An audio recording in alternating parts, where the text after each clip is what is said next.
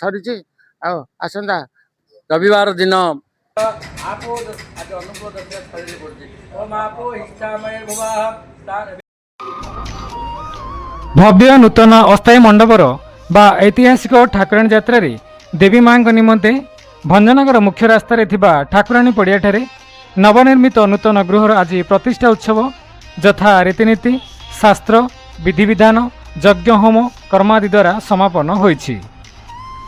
ଅଦ୍ୟ April ମାସ 24 ତାରିଖ 2026 ଶୁକ୍ରବାର ତଥା ବୈଶାଖ ମାସ ଶୁକ୍ଳପକ୍ଷ ଅଷ୍ଟମୀ ତିଥି ପୁଷ୍ୟା ନକ୍ଷତ୍ରରେ ଭଞ୍ଜନଗର ସହରର ଐତିହାସିକ ଠାକୁରାଣୀ ଯାତ୍ରା 2026ରେ ମା ବ୍ୟାଘ୍ରଦେବୀ ଓ ଠାକୁରାଣୀ ଦେବୀ ମାଙ୍କ ଆଗମନ ପରେ ଅବସ୍ଥାନ ନିମନ୍ତେ ନୂତନ ମଣ୍ଡପ ବା ପ୍ରାସାଦର ପ୍ରତିଷ୍ଠା ଉତ୍ସବ ଆଜି ଅନୁଷ୍ଠିତ ହୋଇଛି। ଏଥିରେ ମୁଖ୍ୟ କର୍ତ୍ତା ରୂପରେ ପରମ୍ପରା ଅନୁସାରେ ବ୍ରାହ୍ମଣ ପରିବାରରୁ ତଥା ଯାତ୍ରା କମିଟିର ମୁଖ୍ୟ ସଭାପତି ଶ୍ରୀ ରାଜେନ୍ଦ୍ର କୁମାର ବିଶୋଇ ଉପସ୍ଥିତ ଥିଲେ ଓ ସମସ୍ତ କାର୍ଯ୍ୟକ୍ରମ ସମ୍ପାଦନ କରିଥିଲେ। ଏହି ମନ୍ଦିର ପ୍ରତିଷ୍ଠା ଉତ୍ସବ ତଥା ଠାକୁରାଣୀ ଯାତ୍ରାର ଦେବୀ ମା ମାନଙ୍କ ନୂତନ ମଣ୍ଡପ ପ୍ରାସାଦ ପ୍ରତିଷ୍ଠା ଉତ୍ସବ ଆଜି ଯଥା ରୀତିନୀତି ଶାସ୍ତ୍ର ପରମ୍ପରାକୁ ଦୃଷ୍ଟି ରଖି ଅନୁଷ୍ଠିତ ହୋଇଛି। ଏଥିରେ ମୁଖ୍ୟ ପୁରୋହିତ ପଣ୍ଡିତ ଉପେନ୍ଦ୍ର କୁମାର ମିଶ୍ର ଓ ଅନ୍ୟ ଜଣେ ସହଯୋଗୀ ପୁରୋହିତ ଉପସ୍ଥିତ ରହି ସମସ୍ତ କାର୍ଯ୍ୟକ୍ରମ ପରିଚାଳନା କରିଥିଲେ। ଏଥିରେ ଯାତ୍ରା କମିଟିର କିଛି ସଦସ୍ୟ ଉପସ୍ଥିତ ଥିବାର ଦେଖା ଦେଇଥିଲା। ଆଜି କାରଣ ପ୍ରବଳ ଗରମ ଉତ୍ତପ୍ତ ଓ ଗୁଳିଗୁଳି ଅନୁଭୂତ ହେଉଥିଲେ ମଧ୍ୟ ଅନେକ ସଦସ୍ୟ ଉପସ୍ଥିତ ରହି ଏହି ଗୃହ ବା ଅସ୍ଥାୟୀ ମଣ୍ଡପ ପ୍ରତିଷ୍ଠା କାର୍ଯ୍ୟକ୍ରମରେ ସହଯୋଗ କରିଥିବାରୁ ଯାତ୍ରା କମିଟିର ଅନେକ ମୁଖ୍ୟ ସଦସ୍ୟ ସେମାନଙ୍କୁ କୃତଜ୍ଞତା ଜଣାଇଥିବାର ଦେଖାଦେଇଛି। ନିଶ୍ଚିତ ଭାବରେ ସମ୍ପୂର୍ଣ୍ଣ ଭିଡ଼ିଓ ଦେଖୁଥିବା ଆମ୍ଭ ଖବର ଟୁଡେ ଭଞ୍ଜନଗର ଚ୍ୟାନେଲର ସମସ୍ତ ଦର୍ଶକମାନଙ୍କୁ ଅନେକ ଅନେକ ଶୁଭେଚ୍ଛା ଓ ଶୁଭ ଅଭିନନ୍ଦନ। ଠାକୁରାଣୀ ଯାତ୍ରା 2026 ନିମନ୍ତେ ଆପଣଙ୍କ ସହଯୋଗ ଓ ଭଲ ପାଇବା ଏପରି ଆଗକୁ ଅଗ୍ରସର ହେଉଥାଉ। ଭଞ୍ଜନଗର ଐତିହାସିକ ଠାକୁରାଣୀ ଯାତ୍ରା 2026ର ଆଜି ଅସ୍ଥାୟୀ ମଣ୍ଡପ ପ୍ରତିଷ୍ଠା ଉତ୍ସବ ଶେଷ ହୋଇଯାଇଛି। ତଥାପି ଅନେକ କାର୍ଯ୍ୟକ୍ରମ ତ୍ୱରାନ୍ୱିତ ଗତିରେ ହୋଇଚାଲିଛି। କାରଣ ମା ଆସିବେ ସମସ୍ତେ ଉଲ୍ଲସିତ ଖୁସି ଓ ଆତ୍ମବିଭୋର।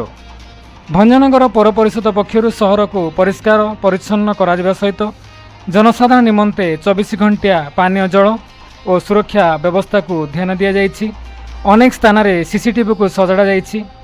କାହିଁକିନା ସୁରକ୍ଷା ବ୍ୟବସ୍ଥା ହିଁ ପ୍ରାଥମିକତା ଓ ସହରକୁ ବିଭିନ୍ନ ଶିକ୍ଷଣୀୟ ଚିତ୍ରମାନଙ୍କରେ ସଜ୍ଜିତ କରାଯାଇଛି ଏବଂ ମୁଖ୍ୟ ରାସ୍ତାକୁ ଅବରୋଧ କରି ବିଭିନ୍ନ ରଙ୍ଗବେରଙ୍ଗ ଝୋଟିଚିତ୍ର କରାଯାଇଥିବାର ଆଜି ଦେଖାଯାଇଛି। ବାହାରରୁ ଆସିଥିବା କୁଶଳୀ ଶିଳ୍ପୀ କାରିଗରମାନଙ୍କ ଦ୍ୱାରା ମୁଖ୍ୟ ରାସ୍ତାକୁ ରଙ୍ଗବେରଙ୍ଗ ଚିତ୍ର ଦ୍ୱାରା ସଜାଯାଇଛି। ଆସନ୍ତା ଏପ୍ରିଲ 26 ରବିବାର ମାଙ୍କ ଆଗମନ ଯାତ୍ରା ବା ଭଞ୍ଜନଗର ଐତିହାସିକ ଠାକୁରାଣୀ ଯାତ୍ରା 2026ର ଶୁଭାରମ୍ଭ ଦିନ ନିଶ୍ଚିତ ଭାବରେ ସାମାନ୍ୟ ସମସ୍ତ ଦର୍ଶକ ବନ୍ଧୁ ବିଭିନ୍ନ ରାଜ୍ୟର ତଥା ବିଭିନ୍ନ ଦେଶର ବି କହିଲେ ଚଳିବ ସମସ୍ତେ ଆସନ୍ତୁ ଏହି ଐତିହାସିକ ଯାତ୍ରାକୁ ଉପଭୋଗ କରନ୍ତୁ। 2026 ଠାକୁରାଣୀ ଯାତ୍ରା ଏପ୍ରିଲ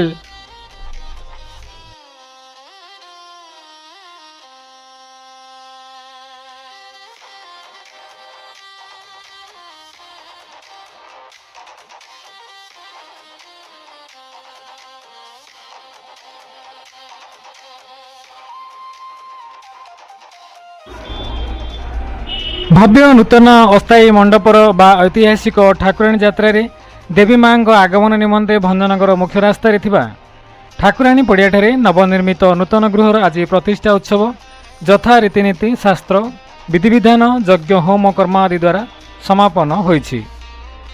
ଅଦ୍ୟ ଏପ୍ରିଲ ମାସ 24 ତାରିଖ 2026 ଶୁକ୍ରବାର ତଥା ବୈଶାଖ ମାସ ଶୁକ୍ଳପକ୍ଷ ଅଷ୍ଟମୀ ତିଥି ପୁଷ୍ୟା ନକ୍ଷତ୍ରରେ ଭଞ୍ଜନଗର ସହରର ଐତିହାସିକ ଠାକୁରାଣୀ ଯାତ୍ରା 2026ରେ ମା ବ୍ୟାଘ୍ରଦେବୀ ଓ ଠାକୁରାଣୀ ଦେବୀ ମାଙ୍କ ଆଗମନ ପରେ ଅବସ୍ଥାନ ନିମନ୍ତେ ନୂତନ ମଣ୍ଡପ ବା ପ୍ରାସାଦର ପ୍ରତିଷ୍ଠା ଉତ୍ସବ ଆଜି ଅନୁଷ୍ଠିତ ହୋଇଛି।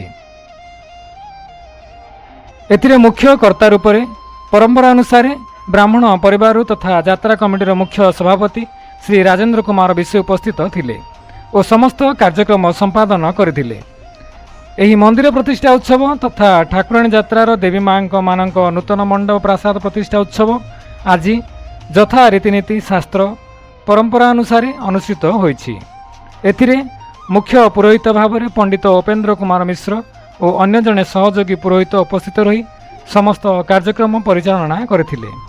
ଏଥିରେ ଯାତ୍ରା କମିଟିର କିଛି ସଦସ୍ୟ ଉପସ୍ଥିତ ଥିବାର ଦେଖାଯାଇଥିଲା। କାରଣ ପ୍ରବଳ ଗରମ ଓ ତପ୍ତ ଗୁଳିଗୁଳି ଅନୁଭୂତ ହେଉଥିଲେ ମଧ୍ୟ ଅନେକ ସଦସ୍ୟ ଏଠାରେ ଉପସ୍ଥିତ ରହି ସହଯୋଗ କରିଥିଲେ ଏହି କାର୍ଯ୍ୟକ୍ରମରେ। ନିଶ୍ଚିତ ଭାବରେ ସମ୍ପୂର୍ଣ୍ଣ ଭିଡ଼ିଓ ଦେଖୁଥିବା ଆମ୍ଭ ଖବର ଟୁଡେ ଭଞ୍ଜନଗର ଚ୍ୟାନେଲର ସମସ୍ତ ଦର୍ଶକମାନଙ୍କୁ ଅନେକ ଅନେକ ଶୁଭେଚ୍ଛା ଶୁଭ ଅଭିନନ୍ଦନ। ଭଞ୍ଜନଗର ଐତିହାସିକ ଠାକୁରାଣୀ ଯାତ୍ରା 2026 ତରଫରୁ ଆପଣଙ୍କ ସହଯୋଗ ଓ ଭଲ ପାଇବା ଏପରି ଆଗକୁ ଅଗ୍ରସର ହେଉଥାଉ। ଭଞ୍ଜନଗର ଐତିହାସିକ ଠାକୁରାଣୀ ଯାତ୍ରା 2026ର ଆଜି ଅସ୍ଥାୟୀ ମଣ୍ଡପ ପ୍ରତିଷ୍ଠା ଶେଷ ହୋଇଯାଇଛି। ତଥାପି ଅନେକ କାର୍ଯ୍ୟକ୍ରମ ତ୍ୱରାନ୍ୱିତ ଭାବରେ ହୋଇଚାଲିଛି। କାରଣ ମା ଆସିବେ, ସମସ୍ତେ ଉଲ୍ଲସିତ ଖୁସି ଓ ଆତ୍ମବିଭୋର। ଭଞ୍ଜନଗର ପୌର ପରିଷଦ ପକ୍ଷରୁ ସହରକୁ ପରିଷ୍କାର ପରିଚ୍ଛନ୍ନ କରାଯିବା ସହିତ ଜନସାଧାରଣ ନିମନ୍ତେ 24 ଘଣ୍ଟିଆ ପାନୀୟ ଜଳ ଓ ସୁରକ୍ଷା ବ୍ୟବସ୍ଥାକୁ ଧ୍ୟାନ ଦିଆଯାଉଛି ଓ ସହରକୁ ବିଭିନ୍ନ ଶିକ୍ଷଣୀୟ ଚିତ୍ରମାନଙ୍କରେ ସଜ୍ଜିତ କରାଯାଇଛି ଏବଂ ମୁଖ୍ୟ ରାସ୍ତାକୁ ଅବରୋଧ କରି ବିଭିନ୍ନ ରଙ୍ଗବେରଙ୍ଗ ଝୋଟଚିତ୍ର କରାଯାଇଛି। ବାହାରରୁ ଆସିଥିବା କୁଶଳୀ ଶିଳ୍ପୀ କାରିଗରମାନଙ୍କ ଦ୍ୱାରା ଆସନ୍ତା ଏପ୍ରିଲ 26 ରବିବାର ମାଙ୍କ ଆଗମନ ଯାତ୍ରା ବା ଭଞ୍ଜନଗର ଐତିହାସିକ ଠାକୁରାଣୀ ଯାତ୍ରା 2026ର ଶୁଭାରମ୍ଭ। ସେଥିନିମନ୍ତେ ସମ୍ମାନନୀୟ ଜନସାଧାରଣ ଆପଣମାନଙ୍କୁ ନିବେଦନ ଅନୁରୋଧ କରାଯାଉଛି। ଏହି ଭବ୍ୟ ଯାତ୍ରା ମହା ଆଡ଼ମ୍ବରପୂର୍ଣ୍ଣ ଦେବୀ ମାଙ୍କ କାର୍ଯ୍ୟକ୍ରମ ବା ଯାତ୍ରାରେ ସମ୍ପୂର୍ଣ୍ଣ ରୂପରେ ସହଯୋଗ କରନ୍ତୁ। ଆସନ୍ତୁ ଏହି ଯାତ୍ରାକୁ ଦେଖନ୍ତୁ, ଶାନ୍ତି ଶୃଙ୍ଖଳା ସହିତ ପରିବାର ସହିତ ଆସି ଦେଖନ୍ତୁ। ଦେଖିବା ସହିତ ସମସ୍ତଙ୍କୁ ଏଥିରେ ସାହାଯ୍ୟ ସହଯୋଗ ପ୍ରଦାନ କରନ୍ତୁ। ଜୟ ମା ଠାକୁରାଣୀ, ଜୟ ମା ବ୍ୟାଘ୍ର ଦେବୀ।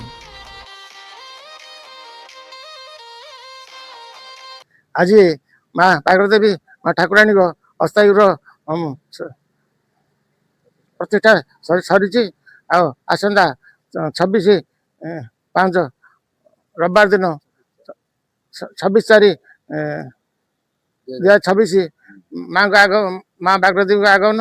ମା ବ୍ୟାଘ୍ର ଦେବୀ ତାଙ୍କର ନଗର ସେଠି ପୂଜାପୂଜି ସରିଲା ପରେ ନଗର ପରିକ୍ରମା କରି ସେ ଶଗଡ଼ରେ ଆସିବେ କଇଁଆ ବାଗଦେବୀ ପର୍ଯ୍ୟନ୍ତ। କଇଁଆ ବାଗଦେବୀଠୁ ପୁଣି ସନ୍ଧ୍ୟାରେ ଆମର ପ୍ରସେସନ ସହ ମା ବ୍ୟାଘ୍ର ଦେବୀ ଗମ୍ଭୀର ଭିତରେ ପ୍ରବେଶ କରିବେ। ତାପରେ ଆବାହନ କରାଯିବ। ଠାକୁରାଣୀଙ୍କ ଆବାହନ ପରେ ସେଦିନ जयंती मंगला काली भद्रकाली कपालिनी दुर्गा क्षमा शिवा धात्री स्वाहा सुधा नमस्तते। जय तू देवी चामुंडे जय भूता तिहारिणी जय सर्वगते देवी कालरात्रि नमस्तते।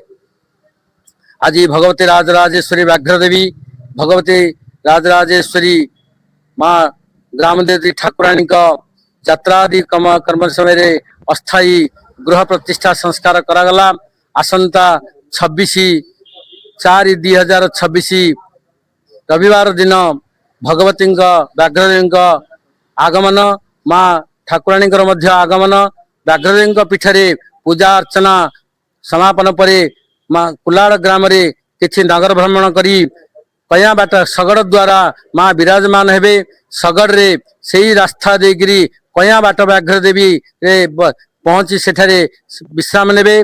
संध्या 9:15 समय रे विराट बाण पटुआर सहित समस्त घंट मृदंग घंट काल सहित आगमन रे से यात्रा अभिमुखे भंजनगर बड़दाण्ड देई अस्थायी मंडप रे प्रवेश करेंगे। अस्थायी मंडप प्रवेश होगा संगे संगे माँ ठाकुराणी को आवाहन करने जाई सेठार आवाहन करा जिवो।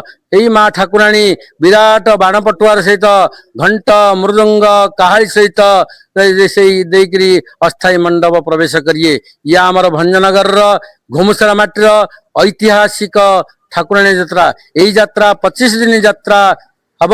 यही 25 दिन यात्रा मध्य माँ ठाकुराणी और माँ व्याघ्रदेवी सम्मुखीकरण हो पारे ना। क्यों दिन करेंगे ना 20/5/2026 दिन भेटस्थली रे माँ बड़ ठाकुर बड़ भौणी माँ सान भौणी दुहींकर भेट जे भेट हे सामना सामनी हे दुई भाणींकर सामना सामने भेट स्थल करी व्याघ्रदेवी मुख्य पीठ को प्रत्यागमन करेंगे माँ ठाकुराणी मुख्य पीठ को प्रत्यागमन करेंगे। ये ऐतिहासिक ठाकुराणी यात्रा 2026 जय माँ ठाकुराणी जय माँ व्याघ्रदेवी।